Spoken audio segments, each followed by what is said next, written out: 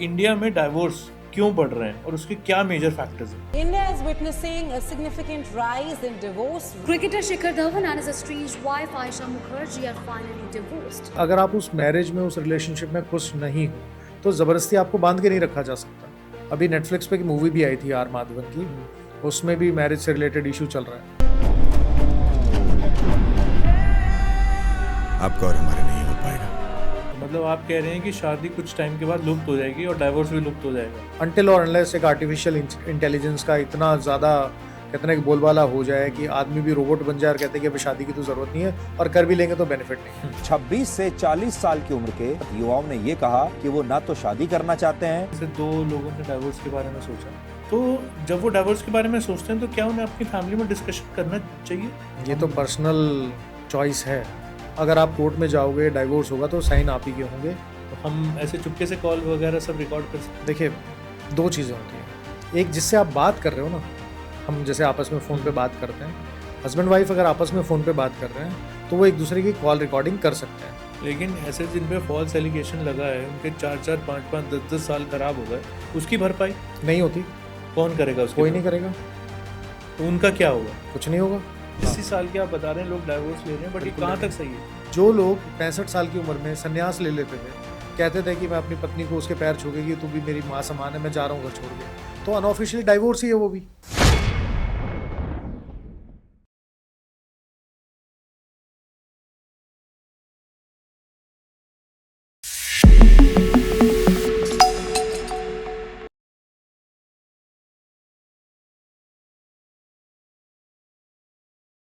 आगे बढ़ने से पहले मैं आपसे ये कहना चाहूँगा कि क्या आपने हमारे चैनल को सब्सक्राइब किया है, और अगर नहीं तो प्लीज़ जल्दी से हमारे चैनल को सब्सक्राइब कर लीजिए, क्योंकि आपका एक सब्सक्रिप्शन हमको मोटिवेट करता है आगे बढ़ने के लिए और अच्छे से अच्छे टॉपिक पे पॉडकास्ट लाने के लिए। तो प्लीज़ हमें सब्सक्राइब कीजिए, और इस पॉडकास्ट का ऑडियो वर्जन आप हमारे स्पॉटिफाई चैनल पर सुन सकते हैं और वहाँ हमें फॉलो भी कर सकते हैं। सो प्लीज़ एंजॉय द कुछ भी शो। विकास सर, द कुछ भी शो में आपका बहुत बहुत स्वागत है। कैसे हैं सर आप? मैं बहुत अच्छा हूँ। Thank you for inviting me. Thank you sir, आपने इतना समय दिया और आप द कुछ भी शो पे आए। और मैं पर्सनली आपको ये कहना चाहूँगा कि मैं आपके पॉडकास्ट का बहुत बड़ा फ़ैन हूँ, और आज आपको अपने पॉडकास्ट में देखे बड़ा खुशी महसूस हो रही है। नहीं, मुझे भी बहुत खुशी हो रही है आपसे बात करते हुए। मैं पहले भी बात कर रहा था, तो I really like talking to you. Thank you so much sir. Sir, सबसे पहले मैं आपसे जानना चाहूँगा कि इंडिया में डाइवोर्स क्यों बढ़ रहे हैं और उसके क्या मेजर फैक्टर्स हैं? तो बहुत सारे रीज़न है। पहले हमारी सोसाइटी में जिस तरह की सिचुएशन थी, वो सिचुएशन अब नहीं है। इसमें आप देखोगे कि फाइनेंशियल इंडिपेंडेंस, जो पहले डर होता था ना कि भाई अगर मान लीजिए डाइवोर्स ले लेते हैं तो कल की डेट में खाएंगे कमाएंगे कैसे, तो वो डर ख़त्म हो गया है। दूसरा, most of the people are independent financially and mentally both. जी। तीसरा, जो आपकी एक्सेसिबिलिटी है कोर्ट कचहरी पुलिस की, वो बहुत ज़्यादा है, पहले नहीं थी। जी। सोसाइटी में अब लोगों में पेशेंस भी नहीं है। भाई अगर आपने शादी नहीं करनी मत करो, लेकिन डाइवोर्स लेने से पहले आप कोशिश तो करो, at least give it an honest effort. वो पेशेंस भी नहीं है, खत्म हो गई। कॉम्प्रोमाइज़ करके कोई राज़ी नहीं है। बिल्कुल नहीं। आप सोचो कि या लगता है कि अगर मैं शादी में कुछ भी थोड़ा सा भी कंट्रीब्यूट कर रहा हूँ, उसको लगता है कि मैं ही सब कुछ कर रहा हूँ, या फीमेल को लगता है कि मैं ही सब कुछ कर रही हूँ। अप्रिशिएशन नहीं है, रिकग्निशन जो है, जो आदमी चाहता है, उसका भी थोड़ा सा इशू है। तो बेसिकली लोग चाहते हैं कि आज की तारीख में to have a peaceful life. जी। आइडेंटिटी क्राइसिस का भी इशू रहता है। अच्छा, डाइवोर्स का बढ़ने का जो रीज़न है, वो जो एल्डरली कपल है उसमें ज़्यादा बढ़ रहा है। जी। मतलब यंग में भी है, लेकिन एल्डरली में this is a trend. Life ज़्यादा हो गए अब। हाँ, पहले यूएस में ज़्यादा होता था, अब इंडिया में भी है। क्योंकि जब बच्चे बड़े हो जाते हैं तो उनकी क्या होता है कि जॉब लग गई, शादी हो गई, कहीं बाहर रहने चले गए, तो आपके पास कहते हैं कि एकदम से एक वॉइड क्रिएट हो गया। एंड देन यू रियलाइज कि यू आर बेसिकली को पेरेंटिंग, नॉट पार्टनर्स। तो वहाँ जो एकदम से रियलाइजेशन होता है ना, वो बहुत आपको मतलब इट इज़ अ सेटबैक। तो आदमी जनरली कोशिश करता है कि यार नहीं, खुशी खुशी ज़िंदगी जो से निकल गई, थोड़ी और खुशी से निकाल लेता है। लेकिन सर, किसी के साथ 30-40 साल रहने के बाद डाइवोर्स लेना 70 साल, 75 साल या 65 साल में कितना सही है? क्योंकि उस साल में तो कोई अब आपको मिलेगा भी नहीं। देखिए, we are nobody to ask this question. उसका रीज़न है, जब शादी करते हो तो उन हस्बैंड वाइफ की अपनी लाइफ है, और डाइवोर्स लेना है तो भी उनका ही डिसीजन है। बिल्कुल सही बात। अब वो 80 साल की उम्र में अलग होना चाहें, वो 70 साल की उम्र में अलग होना चाहें, दैट इज़ देयर प्रेरोगेटिव। मेरा तो सिर्फ ये मानना है कि एक एज के बाद आपको पार्टनर की ज़रूरत पड़ेगी। आर्टिकल 21 है हमारे कॉन्स्टिट्यूशन में, which gives you right to life and personal liberty. जी। लाइफ मीन्स डिग्निफाइड लाइफ, जी। A happy life. और सबसे ज़्यादा खुशी आदमी को कब होती है? जब the partner he is having, वो पार्टनर उसकी पसंद का है, उसके साथ कंधे से कंधा मिला के चलता है, उसको जो खुशी मिलनी चाहिए, जो उसको रिकग्निशन मिलनी चाहिए, जो रिस्पेक्ट मिलनी चाहिए, जो लिबर्टी मिलनी चाहिए, उसको दे रहा है। That is the best definition of a happy life. तो आपका बेसिक राइट है to choose a partner of your choice. और साथ में अगर आप उस मैरिज में, उस रिलेशनशिप में खुश नहीं हो, तो ज़बरदस्ती आपको बांध के नहीं रखा जा सकता। तो ये रियलाइजेशन कभी भी हो सकती है। लेकिन 40 साल बाद हुई है। आदमी रिटायर हो जाते हैं, रिटायरमेंट के बाद देयर इज़ अ वॉइड। पहले आप काम कर रहे थे, अब आपको आइडेंटिटी क्राइसिस है कि यार मैं क्या करूं, कैसे करूं, अब तो कुछ भी नहीं है मेरे आसपास। तब आपको समझ में आता है कि यार जितनी सारी मेरे साथ एट्रोसिटीज़ हुई थी, जो ताने 30 साल पहले मारे गए थे, जो बाद में बोली गई थी, वो आपको रिपीट होती है। लेकिन वो मैटर करती हैं आज। बिल्कुल मैटर करती हैं। आपकी जो फिजिकल हेल्थ, अच्छा बीमार पड़ जाओ बाई चांस, तो can you have a happy day to day routine? नहीं। तो अगर दिमाग में अगर कोई टेंशन चल रही होगी तो तब ले लोगे हैप्पी रूटीन? नहीं ले सकते ना। तो फर्स्ट थिंग इज़ कि चाहे किसी का भी डाइवोर्स हो, किसी की भी मैरिज हो, that is their personal decision. बढ़ने के रीज़न हम एनालाइज कर सकते हैं, बट ये लाखों रीज़न हो सकते हैं। एक आदमी के लिए अलग रीज़न हो सकता है, दूसरे के लिए अलग हो सकता है। अब 45 साल से उम्र की अगर आप बात बड़ी ज़्यादा की बात करो, तो आप देखोगे कि उसमें एक्स्ट्रा मैरिटल अफेयर भी बहुत ज़्यादा हो रहे हैं। आदमी और औरत दोनों के हो रहे हैं, तो मेल फीमेल दोनों इस तरह के रिलेशनशिप में जा रहे हैं। तो this is also decisive factor. अभी नेटफ्लिक्स पे की मूवी भी आई थी आर माधवन की, उसमें भी मैरिज से रिलेटेड इशू चल रहा है। तो उसमें भी एक 40 साल के बाद रियलाइज़ होता है माधवन की भाभी को कि मैं इनके साथ नहीं रहना चाहती, मैं तो किसी और को प्यार करती हूँ। तो this is a normalization of divorces. लेकिन सर 40 साल या मैं कहूँ 45 भी चलो मान लिया, लेकिन 70 साल? हाँ बिल्कुल होता है, 80 साल भी होते हैं। आप बंदा बचेगा नहीं अगले साल, ये भी श्योरिटी नहीं है। श्योरिटी तो 40 साल के आदमी की भी नहीं कि 41 साल देखेगा। बट सर 40 की तो फिर भी उम्मीद लगाई जा सकती है कि चलो 10 साल 15 साल 20 साल 40 साल और जी लेगा, लेकिन 80 साल वाले की थोड़ी उम्मीद लगाई। मेरे परदादा 106 साल के थे। वो बात ठीक है, लेकिन उन्होंने डाइवोर्स अप्लाई नहीं किया होगा। नहीं बिल्कुल नहीं, उस टाइम तो डाइवोर्स का कॉन्सेप्ट ही नहीं था ना उनके पास। तो वो तो सर आज 80 साल के आप बता रहे हैं लोग डाइवोर्स ले रहे हैं, बट ये कहाँ तक सही है? सही गलत देखिए मैं बता रहा हूँ, we are again nobody to say सही और गलत। हम अपने परसेप्शन से बात करते हैं।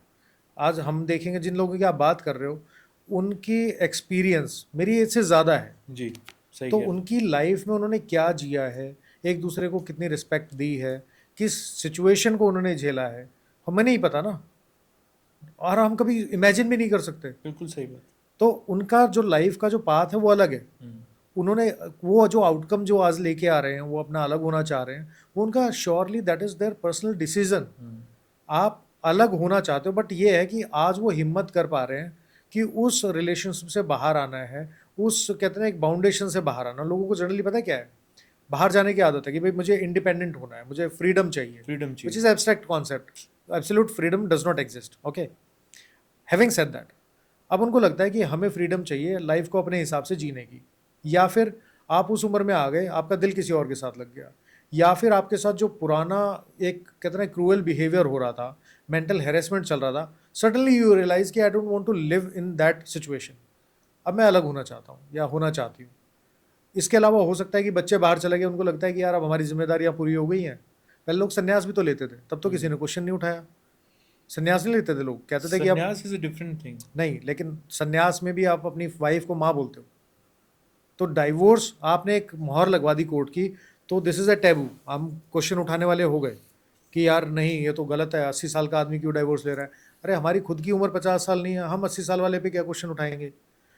जो लोग 65 साल की उम्र में संन्यास ले लेते थे, कहते थे कि मैं अपनी पत्नी को उसके पैर छू के कि तू भी मेरी माँ समान है, मैं जा रहा हूँ घर छोड़ के, तो अनऑफिशियली डाइवोर्स ही है वो भी। आप दोबारा तो उस दाम्पत्य जीवन में नहीं आए ना, दोबारा आप अपने बच्चों के साथ नहीं आए। हमारे गांव से भी बहुत सारे लोग हैं जो छोड़ के चले गए थे। बहुत सारे रिश्तेदारी में आप देखोगे, पहली जनरेशन में आप जाओगे तो ये होता था कि चलो जी अब सारा काम हो गया, भगवान का नाम लेना है। तो वो आपको ठप्पा ही तो नहीं मिला, आपको मोहर ही तो नहीं मिली कोर्ट की, अलग तो तब भी हुए ना। सही बात। तो आप उसको कैसे, मतलब आप उसको कैसे गलत बोल सकते हो कि भगवान के नाम पे जाना है तो चलो जी ठीक है, लेकिन अगर हम कोर्ट में जाके डाइवोर्स लेंगे तो गलत है। तो हमारी सोसाइटी में सबसे बड़ी प्रॉब्लम ही ये है कि अगर कोई भी आदमी कोई काम कर रहा है, अगर वो हमारे हिसाब से गलत है तो वो हमें लगता है कि वो सबके हिसाब से गलत है. सबके हिसाब से there is no general rule and it should not be applied. हर बंदे की सिचुएशन अलग होती है, हर बंदे का परसेप्शन अलग होता है, हर बंदे की जो प्रॉब्लम्स हैं वो अलग होती हैं, उसको सॉल्व करने का तरीका अलग होता है. कुछ लोग उस सिचुएशन से भागना चाहते हैं, उनको भागने का रास्ता चाहिए. कुछ निभाना चाहते हैं, उनको निभाने का रास्ता चाहिए. सही है. एक बड़ा सिंपल सा है, देखो किसी काम को ना करने के 1000 बहाने होते हैं, बिल्कुल सही बात. करने का सिर्फ एक कि करना है. तो we should not basically raise this question. हाँ ये है कि आप ये पूछ सकते हो कि इसके जो रीजंस है ना, वो रीज़न कहाँ तक जस्टिफाइड और क्यों बढ़ रहे हैं, लेकिन उनका पर्सनल डिसीजन जो है ना, we are nobody to ask that question. लेकिन सर प्रैक्टिकली इस उम्र में तो मतलब इतने साल रहने के बाद तो जो लगाव प्यार है वो सब हो ही जाता है किसी से. और उसके बाद अगर आप कह रहे हो कि जो उसे प्रताड़ना हुई थी 30 साल पहले या वो सब याद करके डाइवोर्स लेना, स्टिल मुझे लगता है कि उस मैरिज को वर्क करना चाहिए. देखो हमें तो 50,000 चीज़ें लगती हैं. हमें तो ये भी लगता है कि पाकिस्तान को भी बहुत अच्छा काम करना चाहिए. वो जो मस्जिदें हैं जिसमें जिस तरह की चीज़ चल रही हैं, जो इस्लामाइजेशन हो रहा है, उससे थोड़ा दूर रहना चाहिए. हमें तो ये भी लगती हैं, लेकिन हो नहीं रहा ना वहाँ पे भी. हमें तो ये लग रहा है कि हमारे देश में, हमारे शहर के जो गड्ढे हैं, जो पानी भर जाता है बारिश के टाइम पे, वो गड्ढे नहीं होने चाहिए, पानी नहीं भरना चाहिए. हमें तो ये भी लगता है कि ये भी होना चाहिए कि आपके घर में जो साफ़ पानी है सरकार को देना चाहिए. आप टैप वाटर पी सको, लेकिन फिर भी आरओ का पानी पी रहे हो, बॉटल मंगवा के पानी पी रहे हो. लगने के लिए तो 50,000 चीज़ें लगती है ना, लेकिन होता नहीं है ऐसा. Same goes with the divorce cases. Family के अंदर देखिए, most of these divorce cases are a mental issue in the sense कि आपको फिजिकली हो सकता है कि वो मारपीट नहीं हो रही है, लेकिन अगर वर्बल अब्यूज़ है, that is also abuse, that is also violence, this is also a dispute, that is also again issue in that marriage. तो आप उससे बचने के लिए कोशिश करते हो, और this is human nature. Mark my words, this is human nature. जहाँ आपको दर्द होगा आप वहाँ से दूर हो जाओगे. सही बात है. तो आपको पैर कहीं चोट लग रही होगी तो आप उस तरफ नहीं जाओगे. गरम तवा है आपकी गैस के ऊपर, अगर आपका उस पर हाथ लगेगा तो सबसे पहले हाथ पीछे आता है. तो marriage is also of this same situation, of this same, you know, how do I से, वी कैन कंपेयर दिस, कि अगर आपका पार्टनर बार बार आपको किसी न किसी तरीके की ऐसी बातें बोल रहा है जो आपको अच्छी नहीं लग रही हैं, हर्ट कर रही हैं, जिससे दर्द हो रहा है, तो दिस इज़ बट ऑब्वियस कि आप उससे अलग होना चाहोगे यार, दूर जाओगे, आप बात करना कम कर दोगे, आप घर में टाइम कम दोगे, बाहर ज़्यादा रहोगे, और धीरे धीरे करके वो गैप बढ़ता चला जाएगा. और एक टाइम पे वो गैप इतना ज़्यादा हो जाता है कि अगर आप चाहो कि इसको फिल कर दिया जाए तो नहीं कर सकते, पॉसिबल ही नहीं है. सर ये जो अभिनेता इतने डाइवोर्स ले रहे हैं, इतने हम न्यूज़ में सुनते हैं, तो इसका भी कहीं ना कहीं इन्फ्लुएंस है हमारे सोसाइटी के ऊपर. ये जो बॉलीवुड में इतने डाइवोर्सेज हो रहे हैं, देखिए रोज ये न्यूज़ आ जाती है, आज इसका हो गया.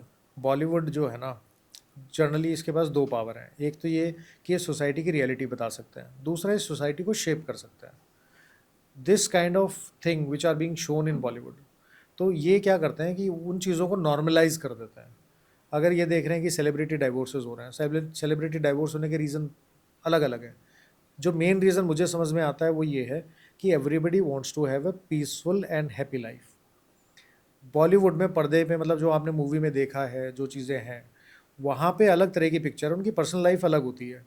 हमें जो दिखती है ना बड़े पर्दे पे, वो अलग चीज़ है जी. तो अपने घर में कौन खुश है और कौन नहीं है वो अलग बात है. ऋतिक रोशन का डाइवोर्स हुआ, 300-400 करोड़ रुपए एलिमनी दी. जी. जो आपके आमिर खान है उसके 2-3 डाइवोर्स हो चुके हैं. ऐसे और भी कपल हैं, लेकिन सारे बॉलीवुड वालों के तो नहीं हो रहे डाइवोर्स. कईयों के र्यूमर चल रहे हैं. कुछ लोग डाइवोर्स के र्यूमर ही इसलिए फैला देते हैं, उनको लगता है कि न्यूज़ में नहीं है, काम नहीं मिल रहा. इस तरह के र्यूमर आएंगे तो न्यूज़ में आएंगे तो कोई ना कोई डायरेक्टर बोलेगा कि हाँ ये ट्रेंडिंग चल रहे हैं, इनको काम दे दो. कभी कभी पब्लिसिटी स्टंट भी होता है.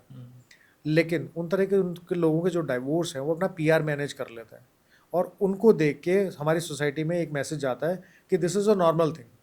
डाइवोर्स अगर उनका हो सकता है तो किसी का भी हो सकता है, कोई प्रॉब्लम नहीं है. तो उससे जो हमारी जनता है वो इफेक्ट तो होती है.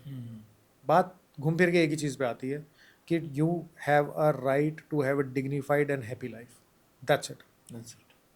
सर जेनजी कैसे देखता है आजकल शादी को? देखो, जेनजी अभी बहुत यंग जनरेशन है, पेशेंस उसमें है नहीं, zero. This is basically the outcome of the digital age.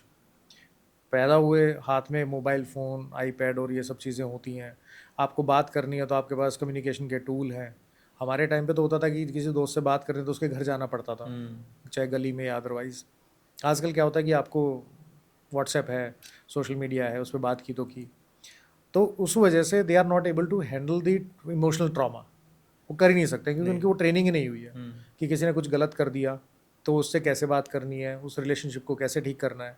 आप देखो इस जनरेशन में होता क्या है कि अगर किसी को कोई चीज़ बुरी लग गई तो घोस्टिंग शुरू हो जाती है। सही बात है। भाई मैसेज नहीं रिप्लाई आ रहे हैं, कॉल नहीं उठा रहे हैं, और मिलने की तो बहुत दूर की बात है क्योंकि आपका सारा कम्युनिकेशन ही फ़ोन पे है जी।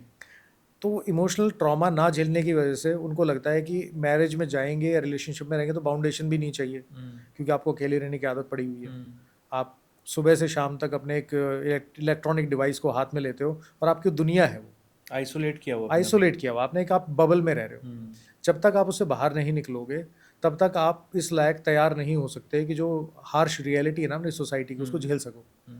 तो मेजॉरिटी ऑफ द टाइम आप देखोगे इन लोगों से बात करोगे तो कहेंगे या तो हमें शादी नहीं करनी है तो उनका सेक्सुअल ओरिएंटेशन पे ज़्यादा बात होती है। सही बात। ठीक है, वो कहते हैं कि हम तो वही LGBTQ वाला उसमें प्लस प्लस प्लस प्लस में चले जाएंगे। जेंडर आइडेंटिटी का इशू चला शुरू हो गया है कि भाई I was born as a boy, I wanted to be a girl, internally I am a girl. वो चीज़ें भी है जो पहले बहुत इक्का दुक्का होती थी। ऐसा नहीं है कि वो गलत है, लेकिन आपकी लाइफ को जीने के लिए जो आपकी अपब्रिंगिंग है ना, that plays the most important role. और इसी वजह से आप देखोगे कि जो जेनजी है, जब आप majority of the companies they don't want them to be they don't want these people to be yes on their role. तो एज ए एम्प्लॉय वो उनको हायर नहीं करना चाहती। उनको लगता है कि आज इनको रखा है, कल सैलरी देंगे, परसों छोड़ के चले जाएंगे। क्योंकि ना तो ये प्रेशर झेल सकते हैं, ना ये इमोशनल ट्रॉमा झेल सकते हैं, ना इनको प्रैक्टिकली सोसाइटी की और जो आपकी जो सिचुएशन होती है उसको झेलने की या उसको टैकल करने की आदत है। तो ये सोसाइटी हमारी जा उस तरफ जाइए, जो वेस्टर्नाइजेशन है ना, ये उस तरफ हो गया सारा। क्योंकि इस पूरे चीज़ के अंदर, इस पूरे प्रकरण के अंदर जो आपके वेस्टर्न कंट्रीज़ हैं उनकी जो एक हम कह रहे हैं ईथोस और वैल्यूज़ हैं वो यहाँ थोपनी शुरू हो गई, which was never a part of our society. और एक नई जनरेशन निकल के आ गई जो किसी को कुछ नहीं समझती। कम उम्र से नौकरी करनी है, पैसे कमाने हैं, बाप को बाप नहीं समझना, माँ को माँ नहीं समझना, एम्प्लॉयर को एम्प्लॉयर नहीं समझना, जिससे बात करेंगे बदतमीजी, बिना गाली के बात नहीं कर सकते। This is never good for society, never. तो मतलब आप कह रहे हैं कि शादी कुछ टाइम के बाद लुप्त हो जाएगी और डाइवोर्स भी लुप्त हो जाएगा अगर जेनजी ऐसे ही चलता रहे? देखो ये नहीं कह सकते हम। अगर आप बोल रहे हो जेनजी अगर ऐसे ही चलता रहेगा, आप कहते हो डाइवोर्स रेट बढ़ रहे हैं, तो आपको क्या लगता है कि जो शादियों का इतने बड़े बड़े बिजनेस कर रहे हैं लोग, तो नंबर ऑफ मैरिजेस आर बढ़ ही रही है ना, वो कम तो नहीं हो रही। तो हर साल उनका पॉपुलेशन बढ़ रही है ना, पॉपुलेशन तो बढ़ ही रही है। तो लेकिन पॉपुलेशन में एक तबका ऐसा भी तो है, उस पॉपुलेशन में ऐसे भी तो लोग हैं जो कहते हैं कि हमें शादी नहीं करनी, जिसकी जैसे अभी आप बात कर रहे थे। लेकिन फिर भी शादियाँ बढ़ रही हैं। तो शादियाँ तो होंगी और जो डाइवोर्स है वो भी होंगे। वेस्टर्न सोसाइटी की अगर आप बात करोगे, दूसरी कंट्रीज़ की भी बात करोगे, तो वहाँ पे इतना कुछ होने के बाद भी, इतनी ओपननेस होने के बाद भी, क्या शादियाँ बंद हो गई? क्या डाइवोर्स बंद हो गए? नहीं हो रहे ना। तो दुनिया में डाइवोर्स और मैरिज का जो कॉन्सेप्ट है वो कभी ख़त्म नहीं होगा अनटिल और अनलेस एक आर्टिफिशियल इंटेलिजेंस का इतना ज़्यादा कहते हैं कि बोलबाला हो जाए कि आदमी भी रोबोट बन जाए और कहते हैं कि अभी शादी की तो ज़रूरत नहीं है, और कर भी लेंगे तो बेनिफिट नहीं है। सही बात है। तो वो तो अभी मेरे हिसाब से 400-500 साल तक तो ऐसा कुछ नहीं होगा। सर जैसे ये डाइवोर्स जब होता है तो एक दूसरे पे फॉल्स एलिगेशन लगाते हैं, एलिमनी की बातें होती हैं, तो आप कैसे ये बात बताएंगे कि प्रीनप जो एग्रीमेंट्स हैं वो आज इंडिया में शायद वैलिड नहीं है? No, it is not valid.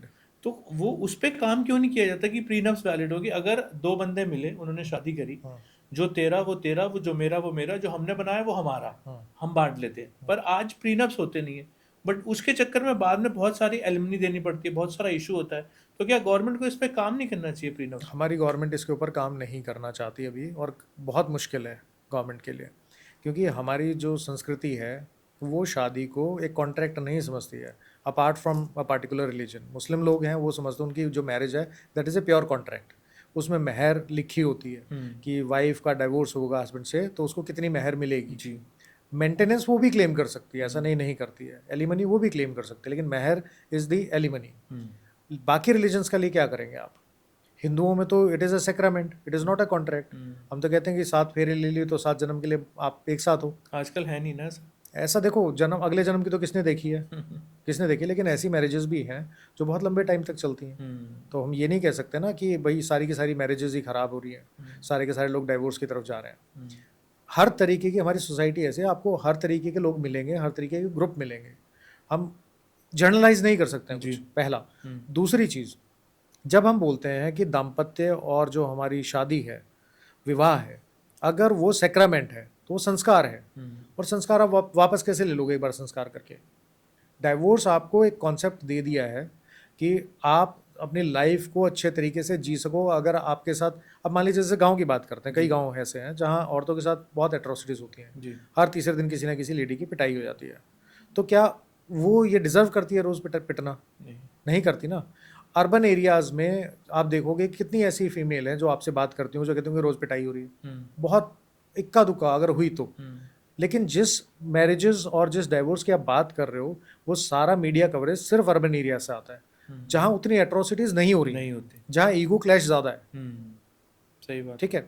तो आप अगर ये बात बोलते हो कि यार ये जो चीज़ें हैं, प्रीनप वाला है, इसको ख़त्म कर देना चाहिए, कहाँ तक ख़त्म करोगे? आप दिल्ली में ख़त्म कर दिया कि यार एक मेट्रोपॉलिटन सिटी है, लेकिन आप राजस्थान में, यूपी में, बिहार में, जहाँ लड़की पढ़ी लिखी नहीं है, पहले बाप पे डिपेंडेंट है, फिर हस्बैंड पे डिपेंडेंट है, डाइवोर्स हो गया, वो कैसे गुजारा करेगी?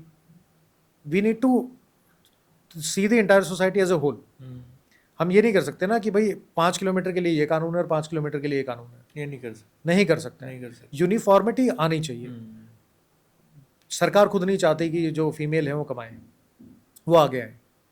Frankly I am telling you, my wife she is also an advocate. हम घर पे बैठ के भी कई बार ये बात करते हैं इन सब चीज़ों के लिए कि सरकार ये क्यों नहीं कर रही है। अगर प्रेरणा आ जाता है तो एटलीस्ट जो मटीरियलिस्टिक आपकी प्रॉपर्टी है वो सेव हो जाएगी, कि भाई ठीक है, हमने पहले डिसाइड कर लिया कि शादी के बाद जो मैं कमाऊंगा मेरा, जो तू कमाएगी वो तेरा, जो प्रॉपर्टी तेरे नाम पे आएगी वो तेरी, जो मेरी है वो मेरी। लेकिन ये उनमें तो ठीक है जो दोनों कमा रहे हैं, दोनों पढ़े लिखे हैं, सब चीज़ें हैं, काम भी कर रहे हैं। उन लोगों के लिए क्या करोगे जिसमें जो फीमेल हो पढ़ी लिखी नहीं है, जो कमा नहीं सकती, जो प्रॉपर्टी अपने नाम पे नहीं रख सकती, उसके लिए क्या करोगे? तो क्वेश्चन कोई गवर्नमेंट को ऐसा प्रावधान रखना चाहिए ना, या ऐसा कोई लॉ बनाना चाहिए कि उसकी लाइफ भी सिक्योर हो, कि उसका जो हस्बैंड है या अगर कोई ऐसा लड़का है जो पढ़ा लिखा नहीं है और उसकी शादी हो किसी पढ़े लिखी लड़की से बिकॉज ऑफ पैसा या जो भी, तो वो ऐसा प्रावधान होना चाहिए। आपको लगता है कि ये कानून बन सकता है कि पढ़ा लिखा पढ़े लिखे से शादी करेगा, अनपढ़ अनपढ़ से शादी करेगा? नहीं, मैं दोनों की बात कर रहा हूँ। मैं भी दोनों की बात कर रहा हूँ कि ऐसा कोई कानून आपको लगता है कि बना सकती है? दुनिया की आज तक कोई गवर्नमेंट नहीं बना सकी ये कानून। तो शादी करना तो आपका फंडामेंटल राइट है।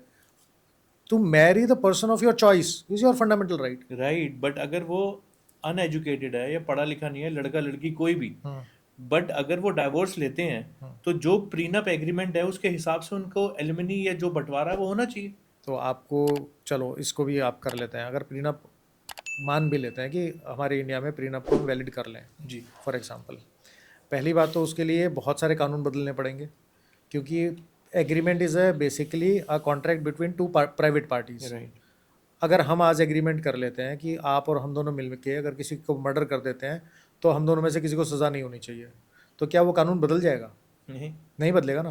तो alimony, maintenance, right to residence, ठीक है, not to commit any domestic violence against you, these are your rights, कानूनी अधिकार हैं आपके।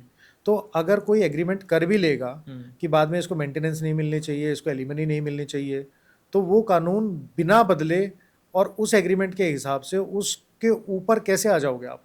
उस कानून को कैसे हटा दोगे? नहीं हटा सकते आप, कोई नहीं हटा सकता, तो दुनिया की कोई सरकार नहीं हटा सकती। सर ये तो लॉ मेकर्स का काम है ना, to think about broader people, broader society. नहीं तो आप आज देखो कि कई जो, मैं मतलब किसी को कहने के लिए नहीं कह रहा हूँ, बट बहुत सारे फॉल्स केसेस होते हैं, बहुत सारे गलत केसेस होते हैं। इवन एक गुड़गांव में था, एक लड़की ने 26 करोड़ की प्रॉपर्टी बना ली, पता नहीं कितने केस करके अखबार में भी आए थे। अब ये गलत नहीं है क्या? बिल्कुल गलत है, उसको सज़ा होनी चाहिए। तो लेकिन इसका मतलब ये तो नहीं है कि जो जेन्युइन केसेस है वो नहीं हो रहे।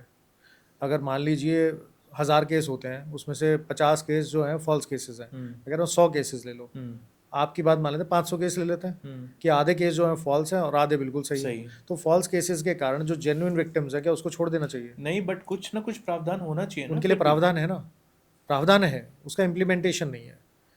कानून इसलिए बनते हैं क्योंकि सोसाइटी में एक प्रॉब्लम थी। जैसे कि आप देखोगे, आज से अगर 30-35 साल पुरानी बात करोगे, आप अखबार उठा के देख लेना, बहुएं कुएं में कूद के मर जाती थी, जान दे रही थी। पेड़ पे उनकी लाशें मिलती थी, घर के अंदर आग लग जाती थी।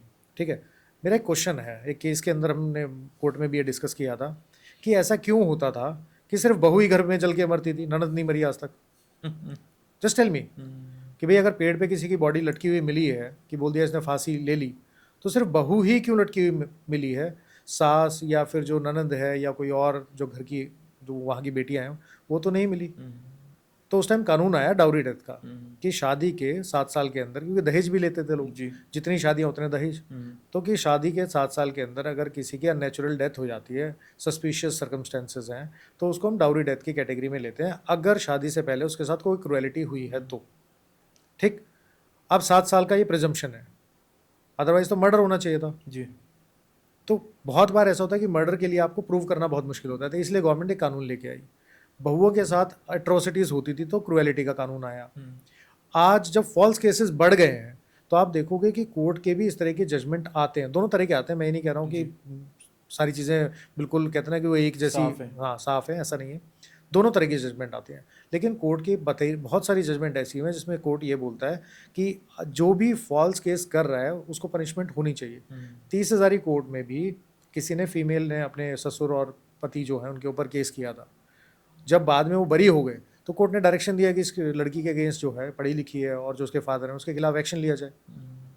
ऐसे केसेस भी आ रहे हैं, लेकिन उन केसेस को हाईलाइट नहीं करता है कोई। क्यों? क्योंकि विक्टिमाइजेशन जो है ना, जब तक आप ये नहीं बोलोगे सोसाइटी में विक्टिम है, तो लोग रिलेट कैसे करेंगे? हर आदमी को लगता है कि यार हाँ यार मेरे साथ भी गलत हो रहा है, लेकिन जो चीज़ें हैं वो धीरे धीरे करके बदल रही हैं। जब तक कानून नहीं बदलेगा तब तक आप कुछ भी बोलते रहें। आपने बोला कि यार सरकार को ऐसा करना चाहिए, बिल्कुल करना चाहिए। सरकार को 1 करोड़ चीज़ें करनी चाहिए, कितना करेगी? हम 160 करोड़ लोग हैं भारत के अंदर, तो 160 करोड़ के 160 करोड़ लोग जो हैं वो अलग अलग ओपिनियन देंगे, ये भी होना चाहिए, ये भी होना चाहिए, ये भी होना चाहिए। सही बात। लेकिन सोसाइटी में कोई भी कानून बदलता है उसकी एक प्रोसेस होती है। कानून ऐसे नहीं कि रातों रात बदल जाए, उसके लिए बहुत प्लानिंग करनी पड़ती है, रिपोर्टिंग होती है, डाटा आता है, उसके बाद रिकमेंडेशन आती हैं, फिर बिल पेश होता है, फिर उस पर वोटिंग होती है, फिर दोनों हाउसेज में वोटिंग होती है, उसके बाद वो एसेंट होता है। तो जब तक वो प्रॉब्लम इतनी बड़ी नहीं हो जाएगी ना, कि जब तक सरकार को ये ना लगे कि मेरे वोट बैंक पे फ़र्क पड़ेगा, तब तक ये कानून नहीं बदलेगा। मार्क माई वर्ड्स, आप आज लिखवा लो मुझसे, जब तक सरकार को ये लगेगा कि हाँ इससे हमारे वोट बैंक पे कोई फ़र्क नहीं पड़ रहा, ये कानून ऐसे ही चलेगा। जिस दिन उसको लग गया कि हाँ वोट बैंक पे फ़र्क पड़ना शुरू हो गया, तो ऑटोमेटिकली कानून बदल जाएगा। सर, जो 2 धर्म के लोग शादी करते हैं, अगर उनकी शादी एंड हो जाए तो क्या होता है? कुछ नहीं, डाइवोर्स होगा। एंड हो गई तो एंड हो गई, क्या करेंगे? नहीं, 2 अलग धर्म है तो क्या फ़र्क पड़ता है?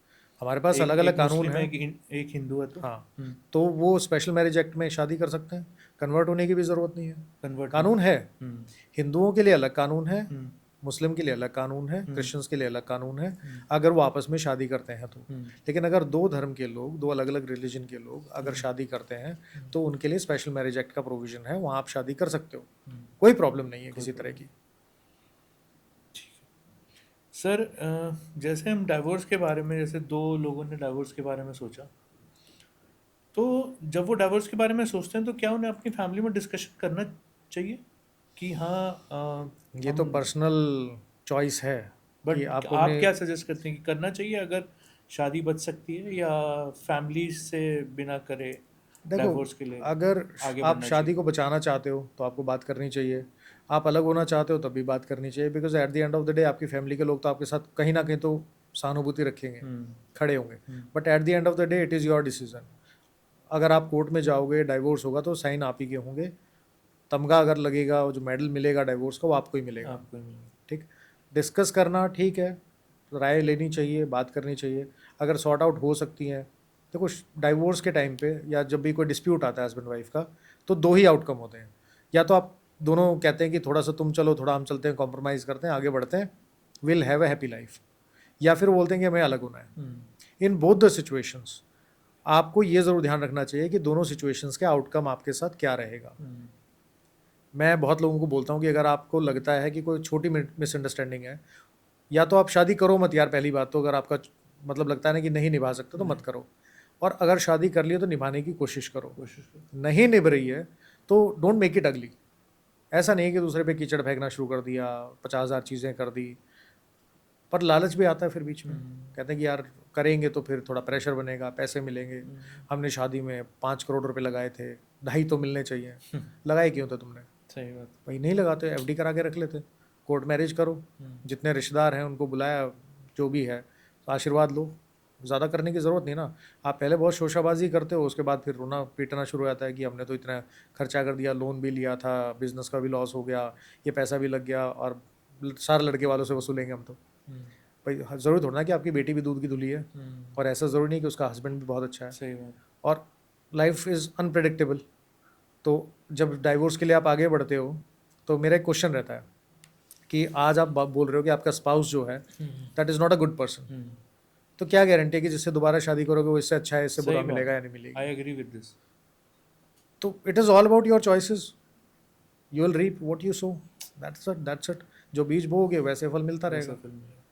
सर जब हम डाइवोर्स के बारे में सोचते हैं या डाइवोर्स किसी से लेना चाहते हैं अपने पार्टनर से, तो पहला कदम क्या उठाना चाहिए? पहला कदम क्या उठाना चाहिए? पहले आपस में बात करो यार। Communication is the key. चाहे आप डाइवोर्स लो या मत लो, बात करो। हमारे यहाँ कम्युनिकेशन गैप बहुत ज़्यादा है। कम्युनिकेशन अगर आपका अच्छा है और आप मेच्योरली बात कर सकते हो बिना लड़ाई झगड़ा किए हुए, और आप ऑनेस्टली जो एक दूसरे के साथ जो भी आपका अलग होना है या साथ रहना है, यू कैन बी फेयर, आपको बात करनी चाहिए। अनफेयरनेस जो है ना, दैट एक्चुअली ब्रेक्स। तो अगर आप बात नहीं करते और आप स्टिल स्टेप उठाते हो तो वो क्या होना चाहिए? क्या होना चाहिए डिपेंड करेगा आपकी सिचुएशन पे।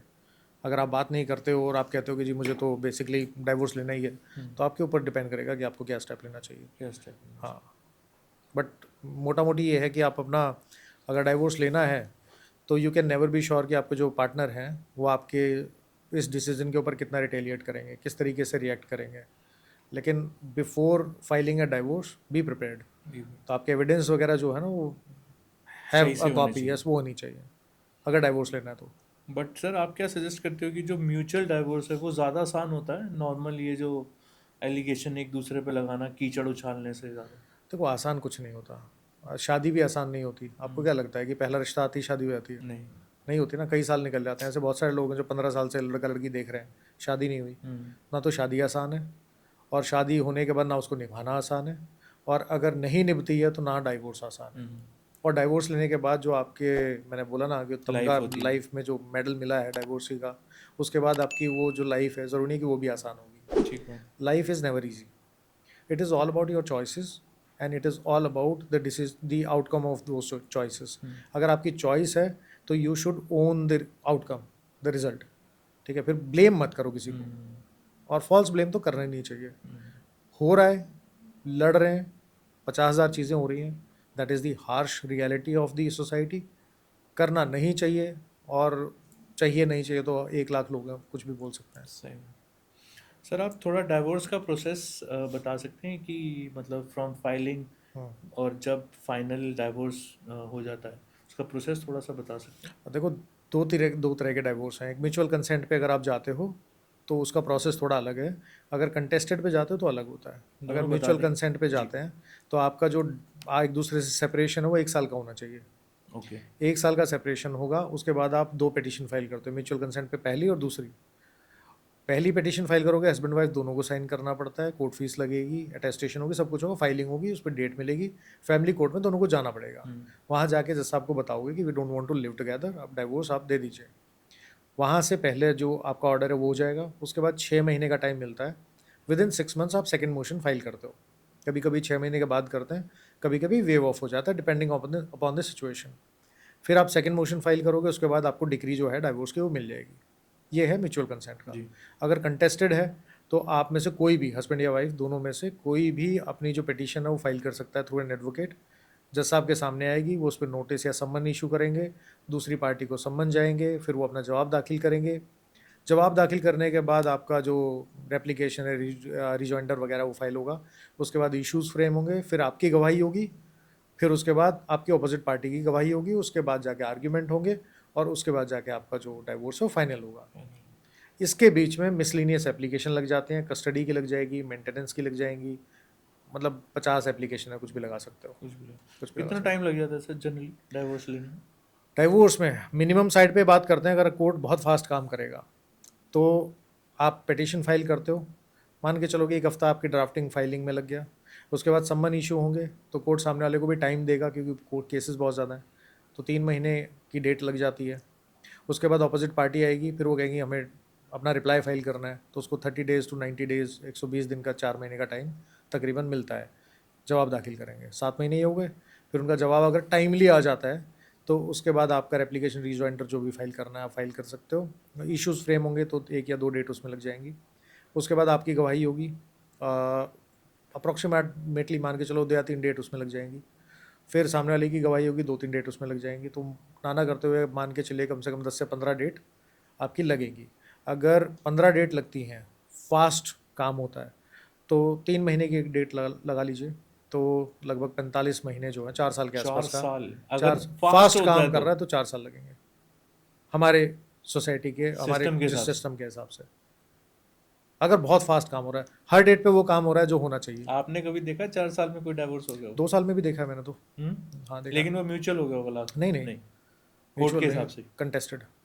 क्योंकि जिस फैमिली कोर्ट की मैं बात कर रहा हूँ उसमें केसेस कम थे तो डेट छोटी लगती थी, ओके। और पार्टी जो थी वो भी सेम स्टेट में सेम एरिया में रहती थी, तो दूर जाने का सिस्टम नहीं था।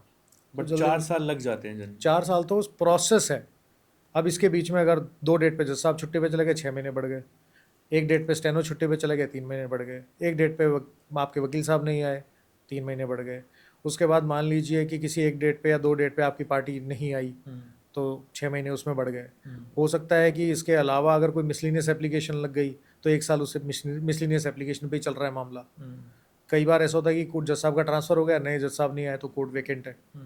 तो 4 साल तो मिनिमम बोला है मैंने, 8 भी लग सकते हैं, 10 भी लग जाते हैं, कुछ भी लग सकता है। तो सर इस बीच में जो हस्बैंड वाइफ होते हैं उनका एलिमनी या कस्टडी कैसे डिसाइड होता है? कस्टडी तो बच्चे के वेलफेयर के लिए होती है कि बच्चे के वेलफेयर में क्या है, लेकिन 90% केसेस में मैंने देखा है कि जो कस्टडी या माइनर अगर बच्चा है तो उसकी कस्टडी मदर को ही दे देता है, चाहे 1 बच्चा हो 2 बच्चे हो? चाहे 1 बच्चा हो चाहे 2 बच्चे हो। अगर मदर के पास है तो कोशिश रहती है कि कस्टडी माइनर बच्चों की मदर के पास रहे, चाहे वो वर्किंग है नहीं है। इट डजेंट मैटर ज़्यादातर केसेस में। तो दिस इज़ बेसिकली हम एक बात के ना प्रिजम्पशन पे काम कर रहे होते हैं कि पति है तो ख़राब ही हुआ, कि भाई बच्चों को नहीं संभाल सकता, और बच्चों के वेलफेयर के लिए मदर का साथ रहना बहुत ज़रूरी है, विच इज़ नॉट ट्रू।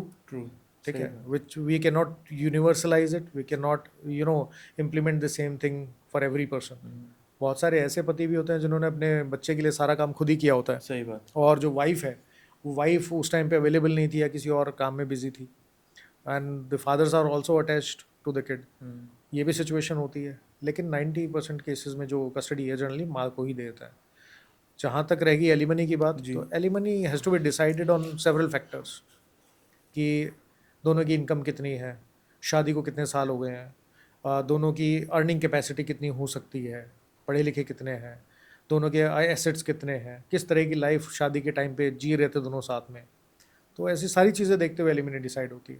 अगर आप 10,000 करोड़ रुपए कमाते हो तो आपकी एलिमनी ज़्यादा होगी, अगर आप 1 करोड़ रुपए कमाते हो तो एलिमनी कम होगी। तो it is all about, depend करता है। It is 90% of these things जिसकी हम बात करते हैं वो कोर्ट के डिस्क्रिशन पे है। कोई एक्चुअल क्राइटेरिया नहीं दिया हुआ है कि 2 साल की शादी है, इतना कमा रहे इतने पैसे मिलेंगे, ऐसा कुछ नहीं है। ऐसा कुछ नहीं है, कोई वो नहीं है, मतलब कोई टेबल नहीं बनी हुई टेबल नहीं कि आप 1 नंबर कॉलम में आओगे या रो में आओगे तो आपको ये मिलेगा, सेकंड नंबर में आओगे तो ये मिलेगा, ऐसा कुछ नहीं है। अभी मैं एक न्यूज़ देख रहा था, उसमें एक वाइफ ने एलिमनी डिमांड करी, BMW पता नहीं 12 करोड़ रुपए और क्या।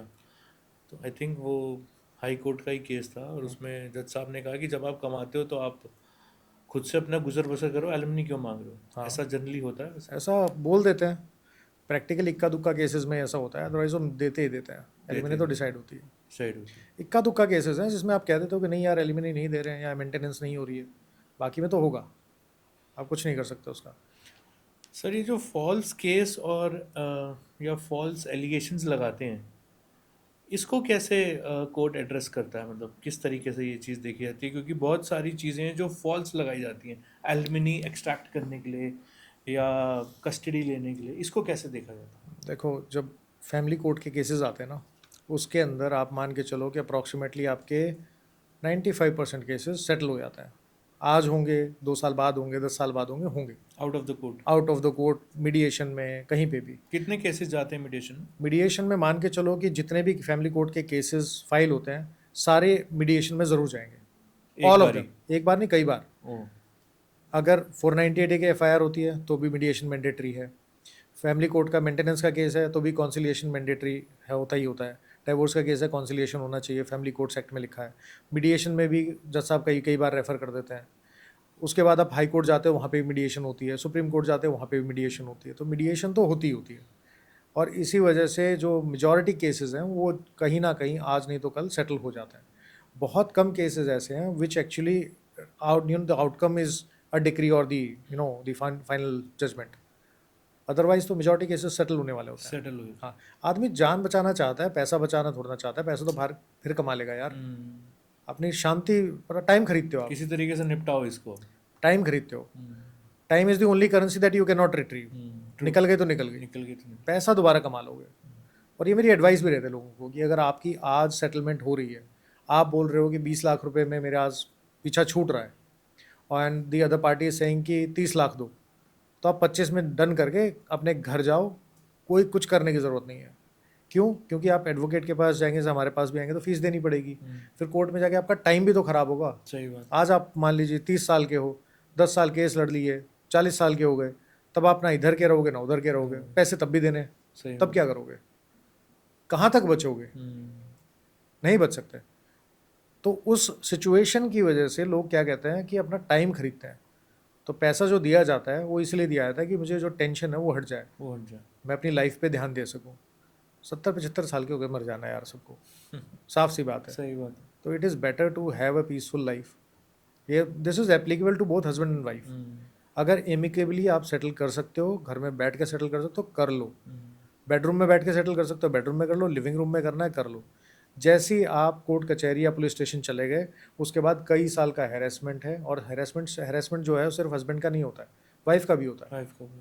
आप मेंटेनेंस मांगने जाते हो तो 1-2 साल तक तो आपको मेंटेनेंस का एक पैसा भी नहीं दिखता बहुत बार तो। और अगर डायरेक्शन हो भी गया तो उसकी एग्जीक्यूशन फाइल करो, उसमें टाइम लग जाता है।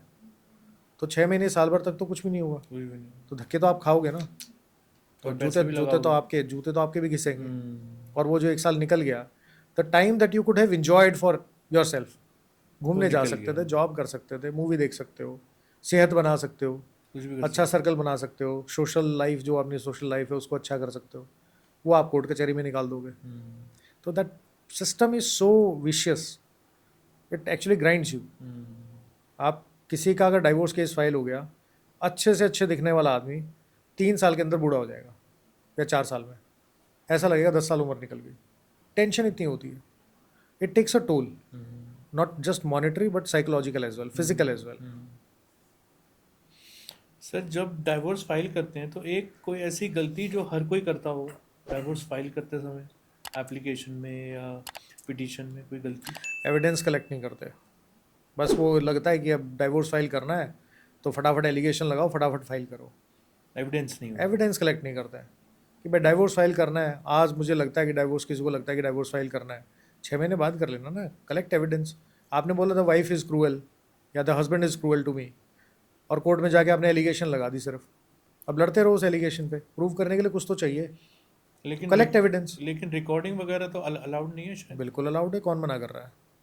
Even illegal recording is also admissible in evidence. आप अपने हस्बैंड वाइफ की जो रिकॉर्डिंग है उसकी मर्जी के बिना छुप के कर सकते हो। ऑडियो रिकॉर्डिंग कर सकते हो, वीडियो रिकॉर्डिंग कर सकते हो। Obviously that must not be obscene, कि कोई प्राइवेट चीज़ें हैं उन सब चीज़ों को आप रिकॉर्ड कर रहे हो, वो that is a punishable offence. लेकिन ऐसे बात करते हुए, गाली देते हुए, सामान पटकते हुए, घर में आग लगाते हुए, चाकू लेके आपके पीछे भाग रहे हैं, मारपीट कर रहे हैं, ठीक है, तो वो बिल्कुल रिकॉर्ड कर सकते हो। क्यों नहीं करोगे? बिल्कुल कर सकते हो। हिडन कैमरे लगा के करते हैं लोग। And there is no law which says कि आपने हिडन कैमरे से आपके साथ कुछ गलत हुआ और आपने रिकॉर्ड कर लिया, दैट इज़ नॉट एडमिसिबल। ऐसा कोई कानून नहीं है। कोर्ट में जाइए, उसको प्रूव करने का तरीका थोड़ा अलग होता है, लेकिन आप उसको प्रूव कर सकते हो। कोर्ट ये नहीं बोलेगा कि एविडेंस क्यों लेके आ रहे हो ये। मतलब किसी की, जैसे होता है ना सर कि हम किसी को कॉल करते हैं कस्टमर केयर में कि आपकी ये कॉल रिकॉर्ड की जा रही है, तो हम ऐसे चुपके से कॉल वगैरह सब रिकॉर्ड कर सकते हैं? देखिए, 2 चीज़ें होती हैं। एक, जिससे आप बात कर रहे हो ना, हम जैसे आपस में फ़ोन पे बात करते हैं, हस्बैंड वाइफ अगर आपस में फ़ोन पे बात कर रहे हैं तो वो एक दूसरे की कॉल रिकॉर्डिंग कर सकते हैं। Third party call recording is a punishable offence. Okay. कि कोई दो लोग बात कर रहे हैं और मैं उस पर टैप करना शुरू कर दूँ, उनकी रिकॉर्ड करूँ, तो that is a punishable offence. Okay. लेकिन अगर आपस में वो दोनों बात कर रहे हैं और दोनों के फ़ोन में ऑटोमेटिक कॉल रिकॉर्डिंग है तो कर सकते हो, करो, बढ़िया है, कोई इशू नहीं है किसी तरह का। वरना पता कैसे लगाओगे यार? देखो सिंपल सी बात है, बंद कमरे में क्या हुआ किसको पता है? सही बात। जंगल में मोर नाचा किसने देखा? सही बात है। तो आपको तो बेसिकली जो रिकॉर्डिंग करनी है, सबसे बड़ी गलती है कि एविडेंस कलेक्ट नहीं होता है। आप करो तब जाके डाइवोर्स फाइल होगा। सर अगर हमने डाइवोर्स फाइल कर दिया, अब एक दूसरे को देख के हमारे मन में भावना दोबारा जाग गई कि हमें नहीं करना चाहिए, गलती हो गई हमसे, उसे वापस कैसे लेना चाहिए? वापस कैसे लेना चाहिए? देखो मैं आपको 2 केसेस बताता हूँ, मैं अपनी आंखों से देखे हुए केसेस हैं जी। एक काफ़ी साल हो गए केस था कोर्ट के अंदर, हस्बैंड वाइफ का डाइवोर्स होता है और डाइवोर्स होने के बाद दोनों के परिवार वाले उनको कॉन्ग्रेचुलेट करते हैं कि चल पीछा छूटा, but they use to be friends शादी से पहले। तो बस वहाँ से निकले हैं और ये बात हुई कि चल एक काम करते हैं यार, फॉर दी ओल्ड टाइम सेक चलते हैं कॉफ़ी पीते हैं बैठ के थोड़ी देर। वो गए हैं कैफ़े में बैठे हैं, कॉफ़ी पी है और उनको ये रियलाइज़ हुआ कि शादी के बाद जितना भी हमने डाइवोर्स के लिए प्रोसेस में जो टाइम लगाया वो हमने अपना टाइम वेस्ट किया और सब लोग हमें कॉन्ग्रेचुलेट कर रहे हैं, हम कोई ओलंपिक का मेडल लेके नहीं आए, लाइफ तो हमारी गई ना। तो वहाँ से उठे हैं और अपना साथ रहना शुरू कर दिया, दोबारा शादी कर ली। ऐसा भी होता है। देयर वॉज अनदर मैटर, उसमें बहू जो है उसने केस फाइल किया और कोर्ट में सब चल रहा है, गर्मा गर्मी चल रही है अच्छे से, और उधर से उसकी सास, उसके पति और बाकी जो लोग हैं दूसरी तरफ खड़े हैं। तो सास बोलती है जज साहब को कि जज साहब मुझे ना, अगर आपको थोड़ी सी परमिशन दे दो, मुझे अपनी बहू से बात करनी है। जज साहब ने कहा ठीक है, खड़ी तो है, बात कर ले, कोई दिक्कत नहीं है। तो मैंने कहा ठीक है जी, खड़ी तो है, बात कैसे कर लो जज साहब? दूर खड़ी है, उधर खड़ी है, इधर बुला दो। कहते हैं हाँ भाई तुम्हारी माई तो है, बात कर लो, क्यों नहीं कर रहे हो? तो उनको बुलाया, सास ने अपनी बहू के सर पे हाथ रखा, कहती बेटी बहुत हो गया, चल घर चलते हैं, और रोने लग गई। हाथ पकड़ा, चले गए, खुशी खुशी जी रहे हैं, कोई दिक्कत नहीं किसी तरह की। खत्म डाइवोर्स खत्म। बहू का हाथ पकड़ा, कह रही बेटी बहुत हो गया, बहुत हो गई लड़ाई, चल चलते हैं घर। जो लीगल पेपर और लीगल सब किया था विड्रॉ हो गया बाद में, वकील साहब ने स्टेटमेंट दे दी कि हाँ सेटल हो गया जी, खत्म हो गया मामला। ऐसा भी होता है। एक केस था, कितने साल चला है केस? ये लगभग 2-2.5 साल केस चला था। एक केस था मेरे पास, अभी 2-3 साल पुरानी बात बोल रहा हूँ। हस्बैंड वाइफ का लड़ाई हुई, बच्ची थी छोटी, और केस चल रहे हैं, 5-6 केस फाइल हो गए, FIR भी हो गई, और उसमें हमने रिवीजन फाइल की थी इन रोहिणी कोर्ट। तो आई वॉज देयर, हमारे DJ साहब थे, तो मैंने उनसे एक रिक्वेस्ट की, मैंने कहा सर देखो इनका ना कोई डिस्प्यूट फालतू का बड़ा डिस्प्यूट नहीं है, मैं इनको बहुत कोशिश कर चुका हूँ सेटल करने की, लेकिन ये हो नहीं रहा है, आप एक बार इनको चैम्बर में बुला के एक बार समझा दो आराम से। तो साहब ने कहा ठीक है वकील साहब कोई दिक्कत नहीं, आप उन दोनों को बोलिए भाई लंच के टाइम पे आप आ जाना अंदर। लंच के टाइम पे वो गए हैं, आधे घंटे बैठ के हमारे जो DJ साहब उन्होंने प्यार से समझाया उनको, जो मैं आपको बातें बोल रहा हूँ ना कि अगला मिलेगा तो क्या होगा, पहले का क्या होगा, बच्ची है तुम्हारी, मामला सेटल हो गया, बाहर आए, ठीक है जी हम साथ रहना चाहते हैं लेकिन उस घर में नहीं रहेंगे थोड़े टाइम, क्योंकि सास ससुर ने बोला था कि हम इस बहू को अपने घर में नहीं आने देंगे। तो 2 गली छोड़ के किराए पे मकान लिया, वहाँ रहने लगे, रह रहे हैं, रहते रहते उन्होंने अपने केस विड्रॉ किए, फिर छोटी बच्ची थी, अपने दादा दादी से मिलवाना शुरू किया। अब परिवार जो है वो एकजुट है, एक साथ है, कोई दिक्कत नहीं, अब साथ रहने बिल्कुल साथ है। ऐसा भी होता है। तो ऐसा नहीं है कि हम, लेकिन ये केसेस हाईलाइट नहीं हो रहा है। कौन बता रहा है? किस न्यूज़पेपर में देखा किसी ने कि भाई जज साहब ने बैठ के उनको समझाया, वकील साहब ने खुद रिक्वेस्ट किया है कि इनको आप समझा दीजिए, क्योंकि प्रैक्टिकल चीज़ें जो है ना वो आप कई बार आप नहीं समझ पाते हो। कोई अच्छा समझदार आदमी आपको बताएगा तब बातें बनती हैं, तो वो आप सॉल्यूशन जब निकलता है। और ऐसा भी होता है कि कई बार किसी की सलाह समझ में आती, किसी की नहीं आती। सही बात। तो ये चीज़ हाईलाइट नहीं हो रही है, और हम बात कर रहे हैं इस चीज़ पे कि डाइवोर्स रेट बढ़ रहे हैं, फॉल्स केसेस हैं। ये तो बड़ी सिंपल सी चीज़ है ना, लेकिन 5 उंगलियां बराबर नहीं होती, इधर के भी केसेस होते हैं, उधर के भी केसेस होते हैं। It is all about getting the highlight. Sir नकारात्मकता ना ज़्यादा दिखाई जा रही है, रादर कि ये जो केसेस आप बता रहे हैं, अगर ये केसेस हाईलाइट हों तो आई थिंक जो लोग डाइवोर्स के बारे में सोच रहे हैं या कर रहे हैं वो थोड़ा कम हो जाए। प्रैक्टिकल सोच भी तो चाहिए ना। अगर कोई सास अपनी बहू के सर पे हाथ रख के बोल रही है कि बेटी चलते हैं बहुत हो गया, तो उतनी हिम्मत तो चाहिए। तो आपने 4 एलिगेशन अपने ऊपर ले लिए, 4 आपके पति पे एलिगेशन लगे हुए हैं, 2 आपके बेटे पे लगे हुए हैं छेड़खानी के, और उसके बाद भी अगर आप में इतनी हिम्मत होनी चाहिए कि आप आगे बढ़ के बात कर सको। सही बात। डर लगता है लोगों को। एक बार देखिए, मैं आपको बताऊं, भरोसा एक ऐसी चीज़ होती है जो इट इज़ नॉट जस्ट कि एक बार हो गया और बात खत्म हुई। It is a continuous process. भरोसा आपको रोज़ बना के रखना पड़ता है। बिल्कुल। इस्टेब्लिश एक बार होता है, उसके बाद आपको डे टू डे उसको मेंटेन करना पड़ता सही है। बात। और एक बार कोर्ट कचहरी थाना हो गया ना एक बार, उसके बाद हर आदमी को डर लगता है। कौन चाहता है? और आजकल तो एलिगेशन ऐसे लगते हैं, बहू आती है ससुर के ऊपर एलिगेशन लगाती है कि मेरे साथ तो इसने ज़बरदस्ती करी रात को, कुछ भी नहीं हुआ तो फिंगर यूज़ की, that is the digital rape. उसका भी कॉन्सेप्ट आ गया है। तो अब कहाँ से प्रूव करोगे? डिसप्रूव कैसे करोगे कि मैंने तो नहीं किया? कई बार तो ऐसे केसेस आते हैं, उस दिन वो ससुर ट्रैवल कर रहा था कहीं पे, कंप्लेंट फाइल होती है 2 साल बाद कि वो फलानी डेट को मैं घर पे अकेली थी, पति था नहीं, और ससुर जी आ गए दारू के नशे में, उन्होंने मेरे साथ ज़बरदस्ती की। 2 साल बाद आपके पास मेडिकल एविडेंस नहीं है, लेकिन 376 लेके घूम रहे हो। क्या करोगे? मिनिमम 7 साल की जेल है। तो आदमी को डर भी तो लगेगा ना। जो आपके देवर जेठ हैं उनके ऊपर भी लग जाता है कि छेड़ता रहता है, गंदी नज़र है, मैं नहाने जाती हूँ तो घूरता रहता है, ये कोई हिडन कैमरा लगाया हुआ है। और वो हिडन कैमरा लगा था नहीं लगा था, लेकिन एलिगेशन पे एफआईआर तो हो गई। ये चेंज नहीं होना चाहिए विकास सर? चेंज देखो, चेंज होना तो चाहिए। चेंज तो बहुत सारी चीज़ें होनी चाहिए।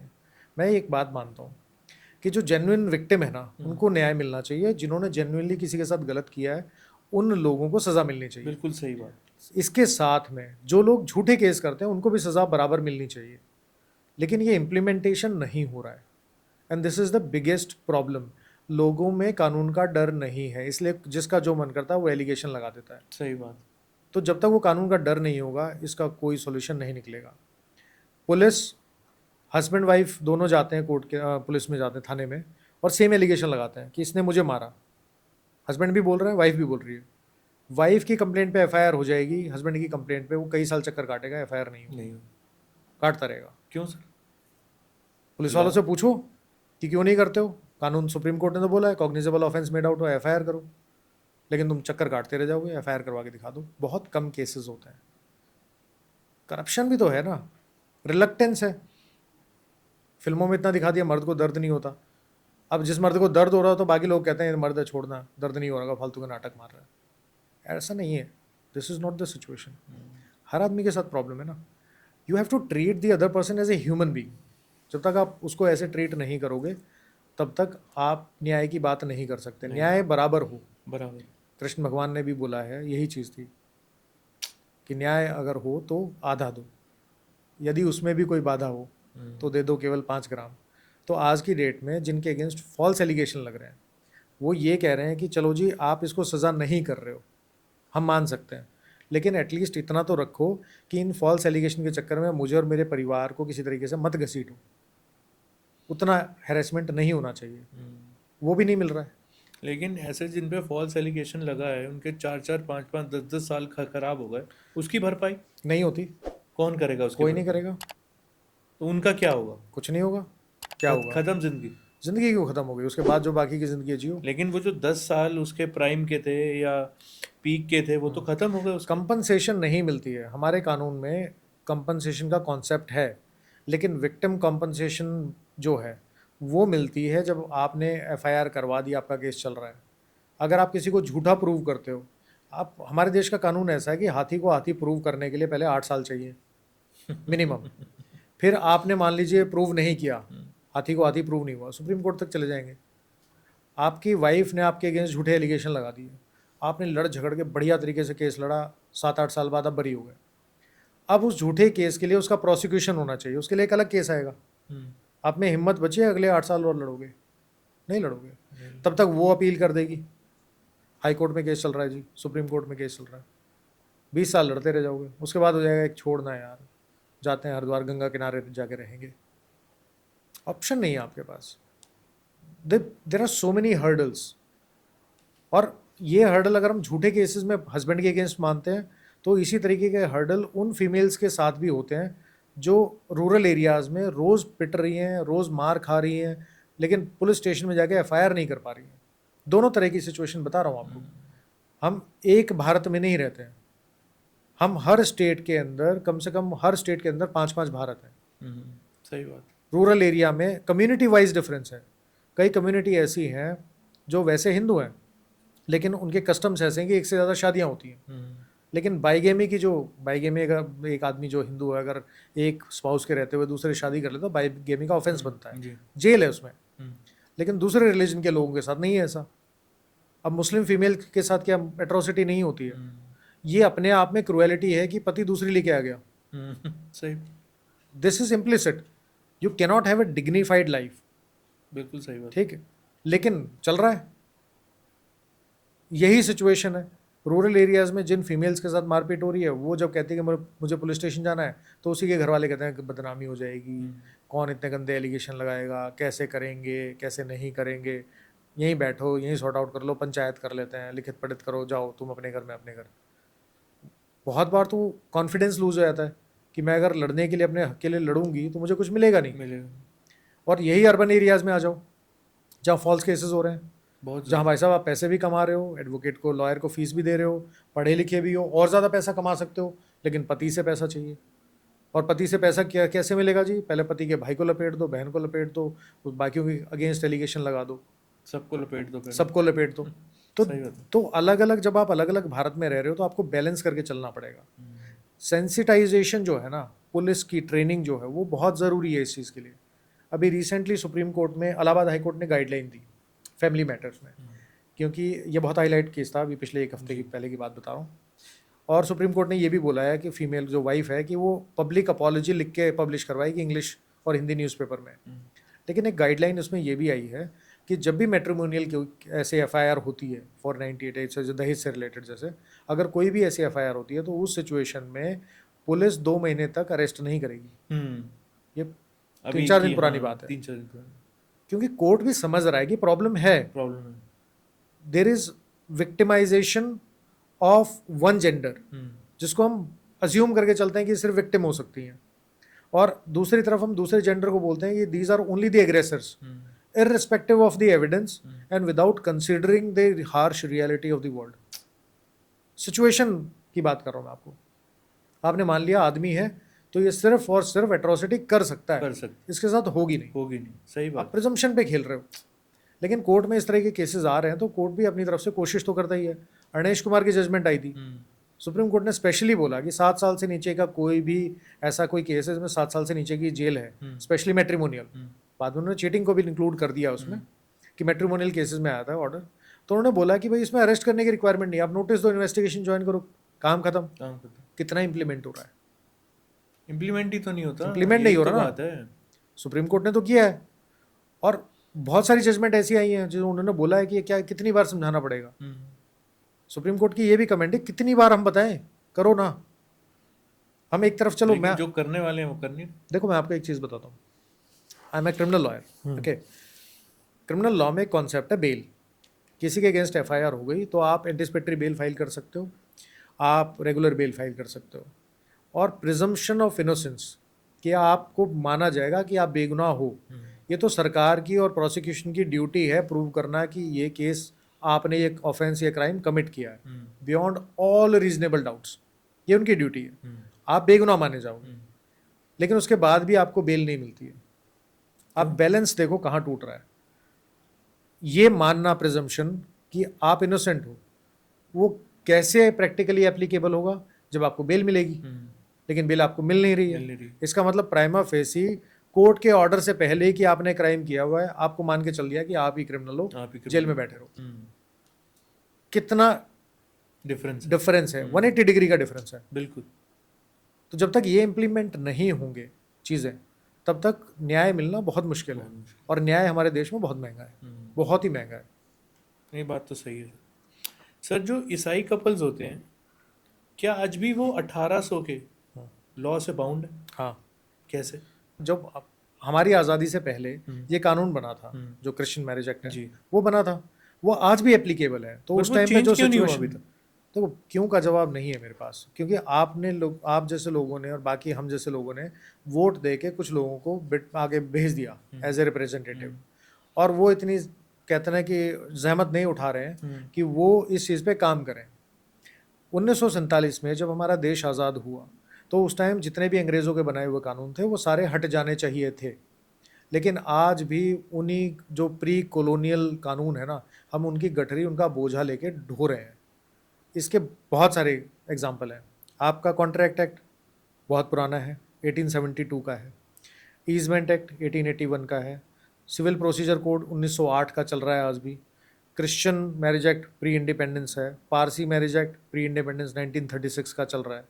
आर्म्स एक्ट के जो प्रोविज़न है, जो अंग्रेज़ों ने इसलिए बनाए थे कि हमारे देश की जनता को बांध के रखा जाए कि 9 इंच से बड़ा चाकू नहीं रखोगे आप, 10 इंच से बड़ा चाकू नहीं होना चाहिए आपके पास, आप पिस्टल नहीं रख सकते अपनी सेफ्टी के लिए। आज भी वो कानून यूं के यूं एप्लीकेबल है। आपको अगर गन का लाइसेंस लेना पड़ जाए, आपको कई साल लग जाएंगे और उसके बाद भी पुलिस बोलेगी कि इसको थ्रेट नहीं है तो हम क्यों दें। भाई जब थ्रेट होगा तो कोई गोली मार के चला जाएगा, बचाओगे कैसे खुद को। हमारी सोसाइटी में फीमेल है, गाड़ी चला रही है, दिल्ली से बाहर भी जाती हैं, क्या कोई स्टेट बता दो जहाँ क्राइम नहीं होता रोड पे? होता है ना।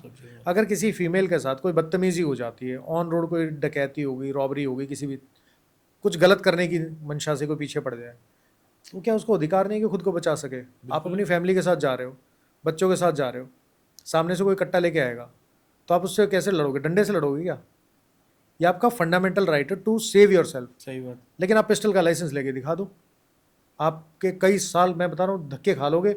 और शायद उसमें भी डिपार्टमेंट सबसे पहले ऑब्जेक्शन डालेगा कि नहीं नहीं, इसको नहीं मिलनी चाहिए। क्यों नहीं मिलनी चाहिए यार? एक क्रिमिनल आदमी है, आप गैंग वॉर होती है, उनको आप या तो बोल दो कि भाई किसी को पिस्टल नहीं मिल सकती, हमने तो ऐसे ही कहते हैं बंदोबस्त कर रखा है, ऐसा सिस्टम बना रखा है कि किसी को इलीगल तरीके से वेपन मिलेगा ही नहीं। उनको तो मिल रहे हैं। और जो लॉ अबाइडिंग सिटीजन है, जो कोई क्राइम नहीं कर रहा, जिसके अगेंस्ट कोई एफआईआर नहीं है, वो खुद को बचाने के लिए पिस्टल नहीं रख सकता। अगर आपके पास इलीगल तरीके से मिल गई तो जेल आपको है। क्या वाहियात चीज़ें हैं यार, दिस इज बुलशिट। आप कानून जो 1947 के पहले के जो कानून थे उनको हटा के, अंग्रेजों ने अपने बेनिफिट के लिए बनाए हुए कानून थे वो, अब उसको हटा के नए बनाने चाहिए थे आपको। आपने आज तक काम नहीं किया उसके ऊपर, और फिर ये बातें चल रही हैं। और हम लोग ये सवाल पूछने वाले हैं कौन? जिन्होंने वोट देके उनको भेजा है। सही बात। और हमने उनको वोट देके भेजा है, वो ये इस तरफ सोच भी नहीं रहे, और हम यहाँ बैठ के बातें कर रहे हैं कि उनको करना चाहिए। और जिन लोगों को वोट दोगे भाई, आप उनसे वही तो एक्सपेक्ट करोगे। जो आदमी इस सोच का होगा, जो आपकी सेफ्टी के लिए बात करेगा, आप उसको वोट क्यों नहीं देते हो? जो आपकी बहन बेटी की सेफ्टी के लिए बात कर रहा है, उनकी एजुकेशन के लिए बात करेगा, काम करने की कोशिश करेगा, आप उसको वोट क्यों नहीं देते हो? आप वोट इसलिए दे रहे हो कि ये तो काफ़ी टाइम से पॉलिटिक्स में है, काफ़ी लोग इसको जानते हैं, पैसा भी खर्च कर रहा है, सब चीज़ें हैं, एक परसेप्शन बन गया। आज भी पॉलिटिक्स में बहुत सारे लोग इसलिए हैं क्योंकि उनकी फैमिली के लोग पहले पॉलिटिक्स में थे। सही बात। और कोई रीज़न नहीं है, और वो जीत भी जाते हैं, उनको सीट भी मिल जाती है। तो ये तो उन लोगों को सोचना चाहिए जो वोट दे रहे हैं। कहाँ सोचते हैं सर? आपके घर के मैं आप एक बात बताओ, किसी भी सोसाइटी में, किसी भी मोहल्ले में लड़कियों के साथ छेड़खानी होती है, ठीक है, और छेड़खानी होती है तो लोग बोलते हैं कि जी आप पुलिस को बुलाओ, 112 नंबर पे कॉल करो। क्या उस लड़की को खुद को डिफेंड करने का राइट नहीं है? कैसे करेगी डिफेंड? क्या उसको सेल्फ डिफेंस की कोई ट्रेनिंग दे रहा है? नहीं। सरकार को देनी नहीं चाहिए? देनी चाहिए, बिल्कुल देनी चाहिए। नहीं दे रहे ना। तो बहुत सारी चीज़ें हैं, बहुत सारे काम हैं जो करने चाहिए। Same goes with your Christian marriage act की बात कर रहे हो आप। जो अंग्रेज़ों के बनाए हुए कानून थे वो आज भी चल रहे हैं।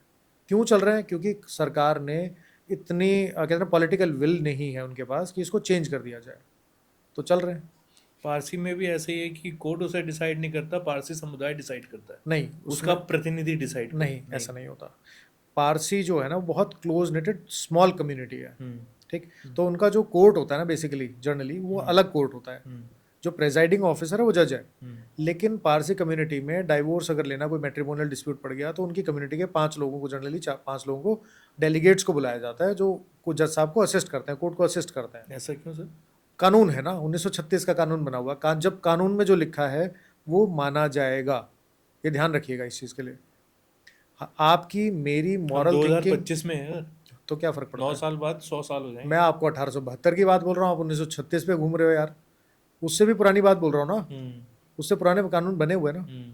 आईपीसी जो अभी भारतीय न्याय संहिता आई है, उससे पहले आईपीसी पता है कब की ड्राफ्टेड थी? 1860। आप सोच के देखो, पिछले साल आईपीसी चेंज हो गए, भारतीय न्याय संहिता बनी, तो आईपीसी 1860 से चल रही थी।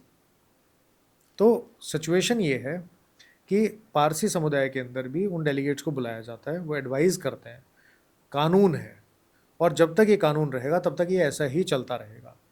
और इसकी वजह से प्रॉब्लम भी होती है, क्योंकि आप रिलीजियस बिलीफ को ज़्यादा कहते हैं इंपॉर्टेंस दे देते हो as compare to justice and neutrality. Sir मैं एक चीज़ आपसे पूछना चाहूँगा कि जिस हिसाब से आजकल रिश्ते टूट रहे हैं या ख़राब हो रहे हैं या बिखर रहे हैं, क्या डाइवोर्स लॉ में ऐसा चेंज होना चाहिए कि ये रिश्ते बच सकें, थोड़े बच सकें? मेरे हिसाब से तो आपको सोसाइटी की ट्रेनिंग करनी चाहिए, जो होती नहीं सबसे जो होती नहीं है।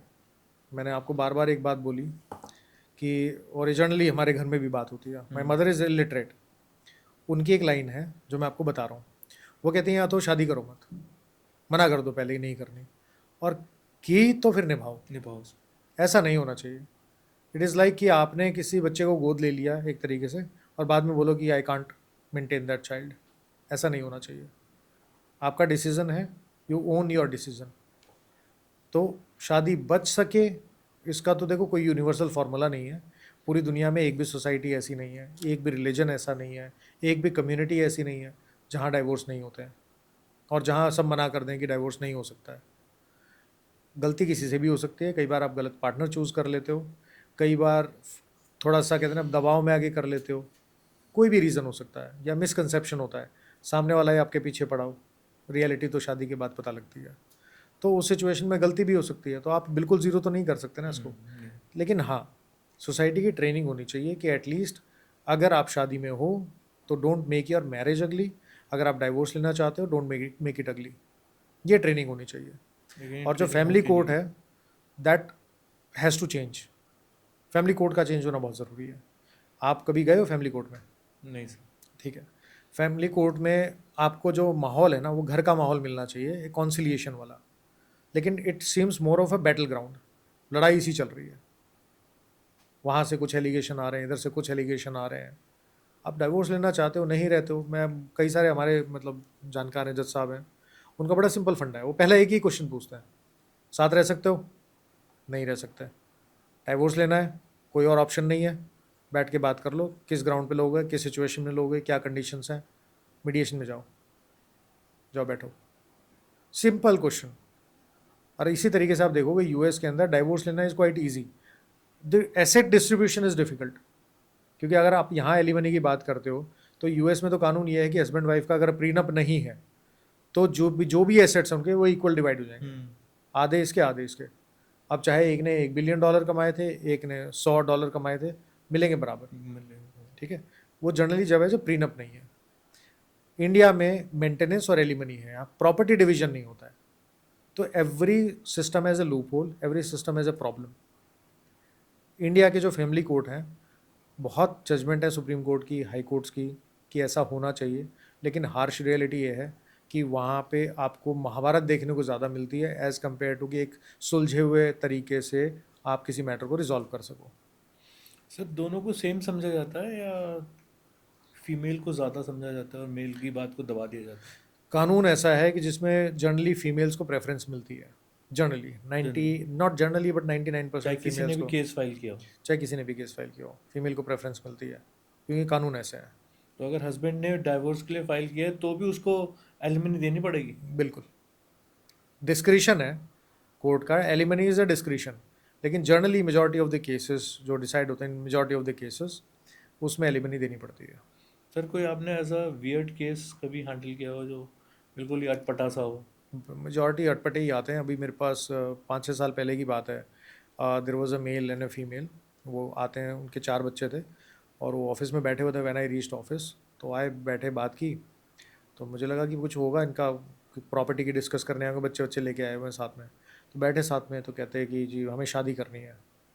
मैंने कहा शादी करनी है तो कर लो। कह रहे नहीं, ये भी मैरिड है, मैं भी मैरिड हूँ। तो हस्बैंड लड़के को अपनी वाइफ से डाइवोर्स लेना है, लड़की को अपने पति से डाइवोर्स लेना है और उनको शादी करनी है। इतना भी वियर्ड नहीं सर। नेक्स्ट कंडीशन वाज कि 2 बच्चे इसके हैं, 2 बच्चे इसके हैं, चारों बच्चों को हम रखना चाहते हैं, उनको नहीं देंगे। This was the condition. अब डाइवोर्स लेना है। तो होती हैं सिचुएशन, बहुत अलग अलग है। क्या मैसेज देना चाहेंगे सर आप आज के यूथ को? आज के यूथ को और स्पेशली जो लेट लाइफ डाइवोर्स ले रहे हैं 70 साल में 75 साल में, जो सीनियर सिटीजन से भी ऊपर चले गए, सीनियर भी हो गए हैं यार देखो, सीनियर सिटीजन की अगर बात करोगे तो उनकी तो बेसिकली उनका एक्सपीरियंस मेरी उम्र से ज़्यादा है, जी। मेरी एज से ज़्यादा, तो उनको तो मैं क्या एडवाइस करूँगा। बट स्टिल सर वो आप तो उनकी देखते लाइफ होंगे। है, वो उनकी लाइफ है, वो जैसा चाहें जो चाहें अपना डिसाइड कर सकते हैं। हाँ, एक एज के बाद आपको सहारे की ज़रूरत पड़ती है। No man is an island, ठीक है।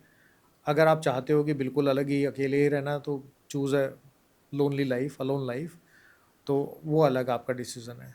लेकिन अगर आप नहीं रह सकते हो तो ठीक है, शांति के साथ अलग हो सकते हो। लेकिन हस्बैंड वाइफ को जो मैं बेसिकली जो सबसे बेसिक मैसेज है कि इंस्टेड ऑफ बीइंग लाइक को parents, try to be friends and partners. ठीक बात। तो जितनी डिग्निफाइड लाइफ आपको चाहिए, जितनी लिबर्टी आपको चाहिए, उतनी ही लिबर्टी आप अपने पार्टनर को दें। अगर आप ये एक्सपेक्ट कर रहे हो कि ये गलती मेरा पार्टनर ना करे, तो वो गलती आप भी मत करो। हमारे हिंदू धर्म का बेसिक कॉन्सेप्ट बड़ा सिंपल है और उसको इम्प्लीमेंट करना सोसाइटी के लिए बहुत ज़रूरी है। वो ये है कि जो चीज़ से आपको दुख होता है वो काम आप दूसरे के लिए अगेंस्ट नहीं करोगे। नहीं कर। बड़ा सिंपल फंडा है। अगर आप इस फिलॉसफी पे चल लोगे तो मेजॉरिटी आपकी प्रॉब्लम सॉल्व हो सकती है। प्रैक्टिकल होना ज़रूरी है इस चीज़ के लिए। आपको दोनों को बराबर समझा जाए, एक दूसरे को जो रिस्पेक्ट है वो मिलनी चाहिए, लेकिन कम्युनिकेशन गैप बिल्कुल ना हो। अच्छा है तो अच्छा है, बुरा है तो बुरा। बेडरूम में बैठ के आराम से बात करो, हर चीज़ पे बात करो। आजकल व्हाट्सएप पे बात होती है 2 रूम में बैठ के ना। व्हाट्सएप पे आप इमोशन कम्युनिकेट नहीं कर सकते इमोजीज के अलावा। आप सिर्फ लिख देते हो। आप कई बार लोग जोक भी भेज देते हैं मैसेज करके, लेकिन कई बार सामने वाला उसको जोक नहीं लेता है, सार्केस्टिक हो जाता है या कोई लगता है कि ताना मार रहा है। तो आपको जो सामने बैठ के बात करते हो, हाथ पकड़ के बात करते हो, जो वाइब आती है, जो वाइब आती है कि आप इमोशन कन्वे कर सकते हो। We are human beings. हम इस धरती पे सबसे सबसे ज़्यादा कमज़ोर प्राणी है, पता है आपको? सही बात। एक छोटा सा बैक्टीरिया हमको मार सकता है, ठीक। कुछ भी उठ पटांग खा लेंगे, एसिडिटी हो जाएगी। अल्ट्रावायलेट रेज हैं, इतनी सारी कैंसर हो जाता है। तो मतलब बेसिकली वी आर, ऐसा नहीं, एक कुत्ता भी एक इंसान को मार सकता है। हमारे दांत भी नहीं है, ऐसे कुछ भी नहीं है। लेकिन हमें सिर्फ इतनी बात है कि हम बोल सकते हैं, अपने इमोशंस कन्वे कर सकते हैं। तो हमें इमोशंस कन्वे करने चाहिए, बात करनी चाहिए। बात होगी तो सॉल्यूशन निकलेगा, अगर बात नहीं होगी तो लड़ाई होगी। क्योंकि हम अपनी उस दुनिया में जी रहे होते हैं जहाँ एक्सपेक्टेशन भी हमारी है और वो एक्सपेक्टेशन हम कन्वे भी नहीं कर रहे, और वो एक्सपेक्टेशन फुलफिल भी नहीं हो रही है, और उसके बाद बुरा भी लग रहा है। सामने वाले को पता भी नहीं कि वो हो क्या रहा है। ये सिचुएशन में जाओगे तो देयर इज़ नो एंड। जेन ज़ी के लिए कोई मैसेज सर? कुछ नहीं है भाई, पेशेंस बना के रखो, और जितना बाहर आउटिंग कर सकते हो, फिजिकली लोगों से मिल सकते हो मिलो। Keep your safety intact. ऐसा नहीं कि आप रैंडम लोगों से मिलना शुरू कर दो ऐसी, बट जो एक कहते हैं कि एक सोशल वो आपकी गैदरिंग होती है, उसमें सारा का सारा अपने मोबाइल फ़ोन पे डिपेंडेंट रहने की बजाय जो फिजिकल कम्युनिकेशन है उस पर ध्यान दो। आजकल 3 साल का बच्चा बहुत अच्छा आईपैड चला लेता है, और मैंने ऐसे भी लोग देखे हैं जिन्होंने आईपैड मतलब 50-55 साल के हो गए, वो कहते हैं यार मुझे तो समझ में नहीं आता क्या है इसके अंदर। तो जिस तरीके से टेक्नोलॉजी बढ़ेगी, this is a part and parcel of life. जिस तरह से टेक्नोलॉजी बढ़ेगी उस तरह से चीज़ें आएंगी। बट आप ये ध्यान रखिएगा कि जो भी कंपनी आपको कोई चीज़ बेच रही है वो इसलिए बेच रही है कि उसको प्रॉफिट चाहिए। They want you to be addicted to certain things. आपको उस एडिक्शन से बाहर आना है, और सिर्फ बैठ के मोबाइल फ़ोन पे, आईपैड पे या कंप्यूटर पे आप कितना भी कुछ कर लो, फिज़िकली जब तक आप एक्टिव नहीं रहोगे आपको मेंटल पीस मिलनी बहुत मुश्किल है। ठीक बात। कहते वो दादाजी बोलते थे कि स्वस्थ शरीर में स्वस्थ दिमाग मन का वास होता है। सही बात। तो ध्यान रखना ज़रूरी है। ठीक है विकास सर, आज आप हमारे शो पे आए और आपने डाइवोर्स से रिलेटेड इतनी बातें और मिथ बताए लोगों को और गाइड किया। मैं आपका बहुत बहुत धन्यवाद करूंगा तो कुछ भी शो में आने के लिए। नहीं, thank you for inviting me यार। Thank you so much. नमस्कार। Thank you.